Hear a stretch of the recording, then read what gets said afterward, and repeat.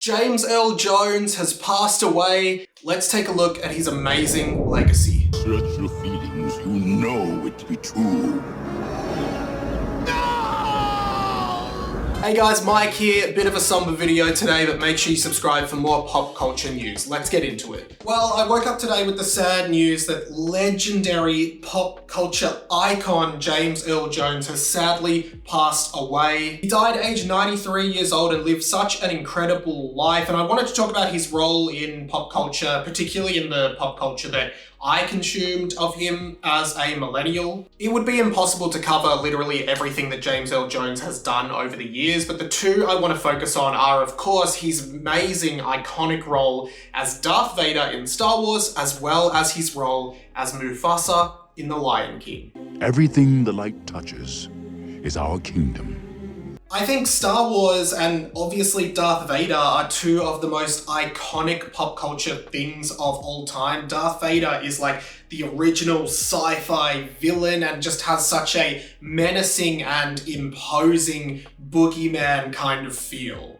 I find your lack of faith disturbing. And James Earl Jones brought that character to life with his iconic, deep voice and just incredible delivery of some of the most iconic lines in the history of cinema. I am your father. And if you're unfamiliar with like some of the Star Wars history, James Earl Jones was not originally going to voice Darth Vader. Vader was portrayed by a British actor called David Prowse, who originally did the voices in like a British accent. This ship carries the crest of Alderaan. Was there any of the royal family on board? And it is so jarring to hear this, and it really shows how much James Earl Jones' voice brought that character to life. I think Jones gave Vader this really robotic but menacing kind of voice, and it just felt like something you would never really heard before. And his role as Darth Vader transcended like the original trilogy. Like, he returned for the prequel trilogy and even some of the animated series, the video games, and the sequel trilogy. Also popping up in Rogue One, and then, of course, in Obi-Wan Kenobi, we hear that iconic voice again mixed with Hayden Christensen's Anakin in, to be honest, what was one of my favorite Star Wars moments in history. Anakin's gone. I am what remains. I don't know if there will ever be a movie or just pop culture villain as iconic as Darth Vader, and so much of that is due to the voice that James Earl Jones provided. And contrary to Darth Vader, who was like this imposing evil villain, he also blessed a lot of 90s kids' childhoods as the like all-knowing, omnipresent, godlike figure of Mufasa in The Lion King. Simba, you have forgotten me. No. I think Mufasa, like Darth Vader, is such an iconic character for 90s kids and for like the Disney canon in general. Because in that movie, you have Scar and Mufasa, who are kind of like polarized opposites of each other. Scar is like sly, cunning, and like evil. Mufasa is just, righteous, and good. And I think it also shows the range of James Earl Jones' voice, that he could play Darth Vader and Mufasa and almost do a very similar voice for them both, but just portray goodness and evil in such different ways. And Mufasa appearing in the cloud to Simba is such an iconic part of that film and such a beautiful moment for James Earl Jones. That was also parodied in a Simpsons episode in which Darth Vader pops up too with James Earl Jones, which is hilarious. You must avenge my death, Simba. Luke, I am your father. This is CNN.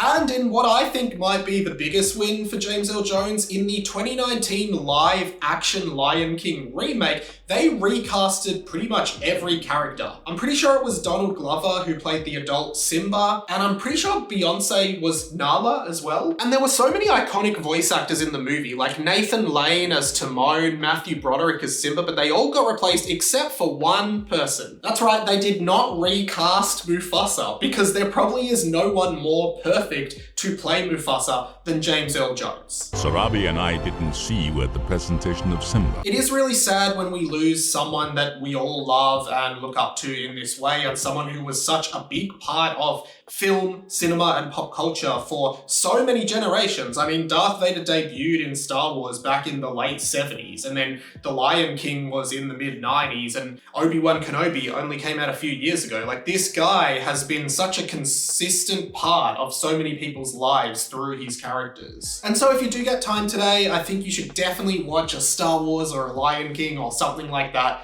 to remember the late, great James Earl Jones, who inspired so many with his voice and acting talent.